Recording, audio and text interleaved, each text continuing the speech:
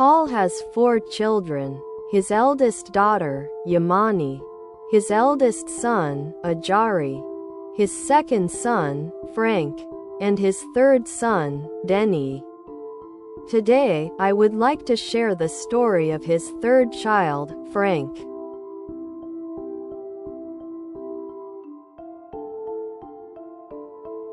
First, it is worth noting that there are actually 2 San Diego zoos: the San Diego Zoo, located in the heart of the city of San Diego, and the San Diego Safari Park, situated in the hills of Escondido.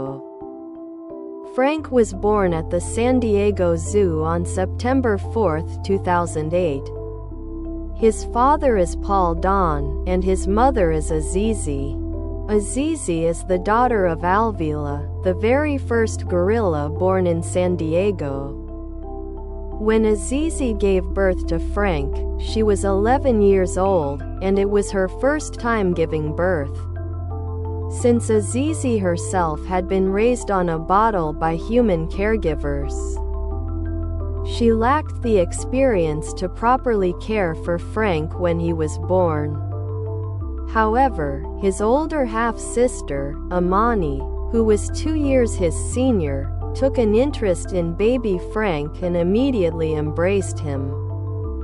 Although Jamani had no prior experience giving birth and was only 13 years old at the time, she constantly held baby Frank and looked after him, becoming a wonderful surrogate mother.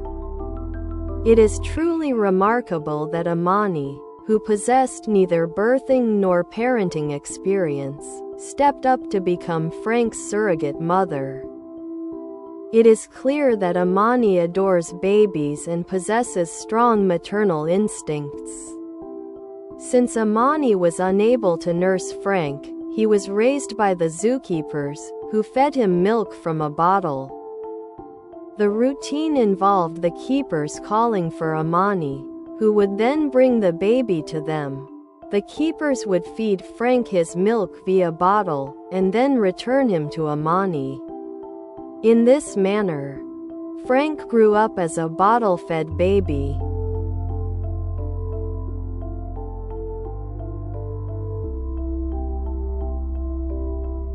Frank spent his first 5 years at the San Diego Zoo, living alongside his father, Paul, when Frank was 5 years old. The SSP, Species Survival Plan, recommended that Jamani, his surrogate mother, be paired with Winston for breeding purposes. Consequently, Frank moved to the San Diego Safari Park alongside Jamani. Prior to this, the safari park had gone 11 years without a baby gorilla since the birth of Ajari. Monroe was born, the first baby in 11 years, and since Frank had been the only young male at the zoo, moving him to join Monroe offered the mutual benefit of providing each other with a playmate.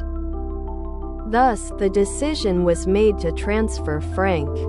Frank was 5 years old at the time, while Monroe was 2. They grew up together, becoming as close as brothers.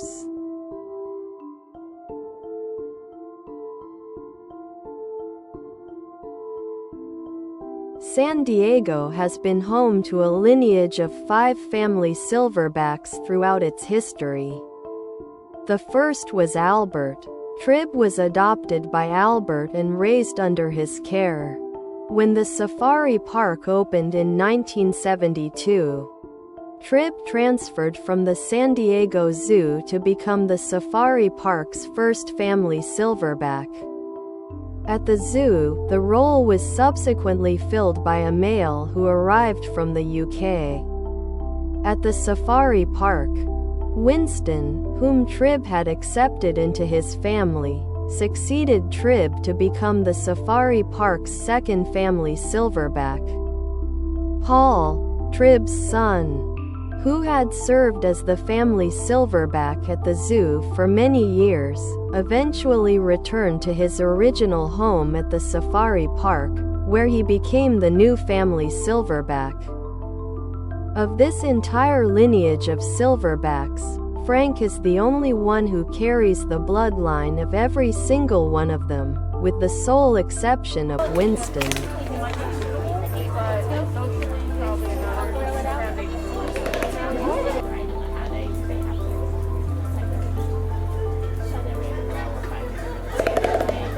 They're meeting about that.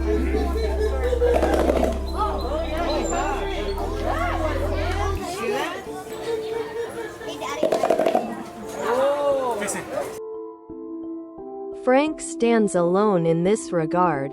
He is, truly, a very special gorilla. Although Frank shares no biological ties with Winston, he grew up under Winston's tutelage, learning a great deal from him, and came to regard him as a second father.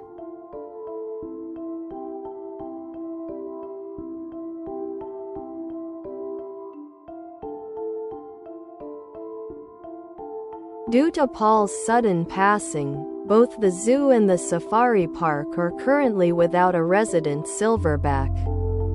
At present, the zoo houses 2 bachelor gorillas, while the safari park is home to a group of 5 females and a separate group of 5 bachelors.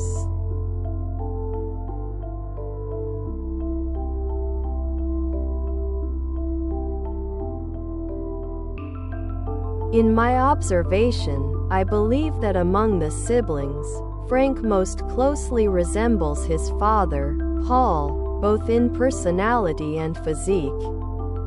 He exhibits behaviors similar to Paul's, such as catching food in his mouth, using tools like branches to retrieve desired objects, or figuring out the quickest way to break through ice to get at the fruit inside. Frank seems to be particularly adept at utilizing tools and at devising and discovering novel solutions.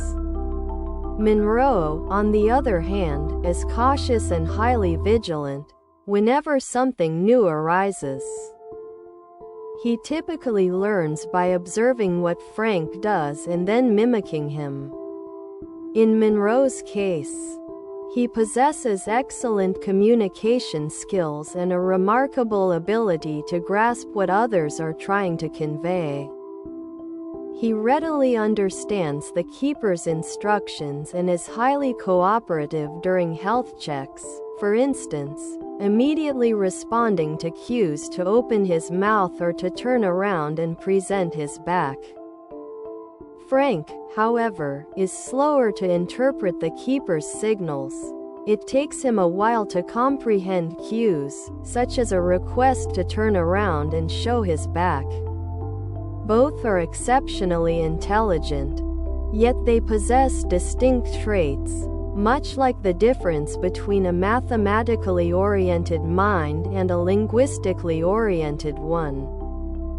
It is truly fascinating how each gorilla possesses its own unique personality.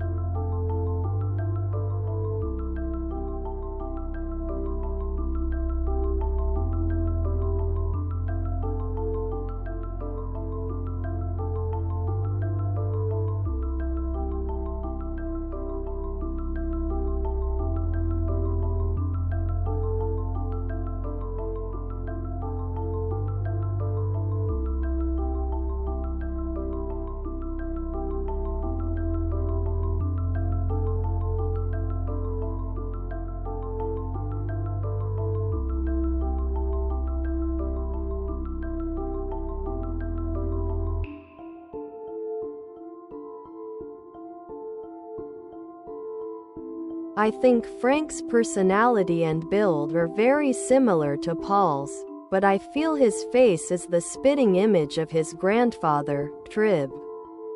His older sister, Jamani, looks just like Paul, his older brother.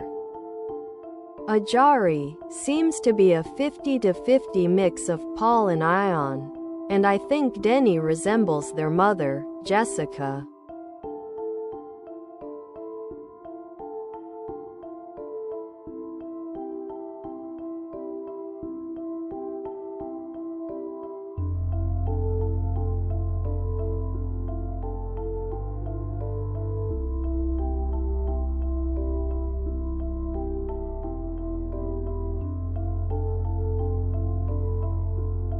On one occasion, a dog accidentally wandered into the enclosure shared by Frank and Monroe. True to his nature, the curious Frank immediately gave chase to the dog, while the cautious Monroe merely watched the scene unfold from behind Frank.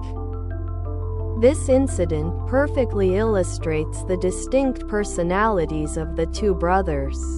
Even so, Frank went no further than throwing sand at the dog from a distance. He neither touched nor attacked it. Generally, gorillas are very gentle creatures and do not attack other animals that enter their territory.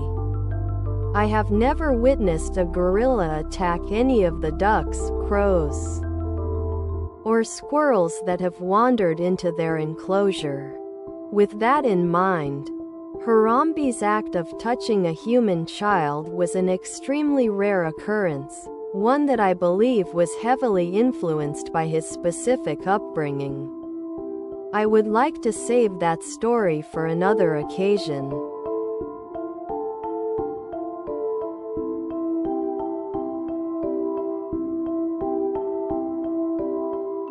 Around the age of 12, Frank began to challenge Winston.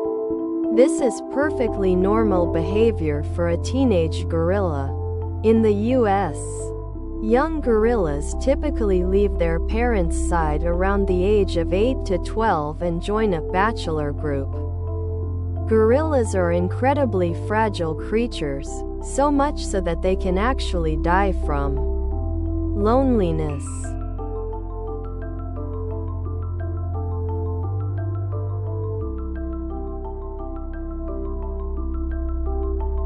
Even in the wild, young male gorillas who have left their families spend their time in groups.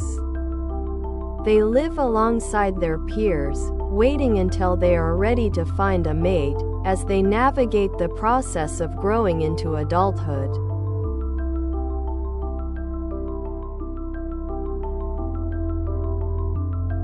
Currently, Monroe has entered his rebellious teenage phase and has begun challenging Frank.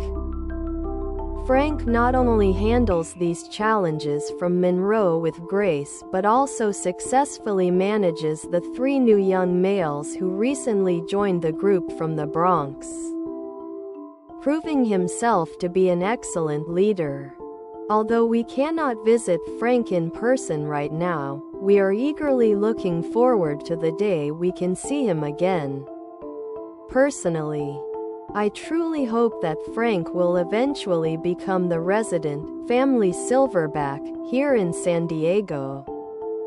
Frank, we love you always.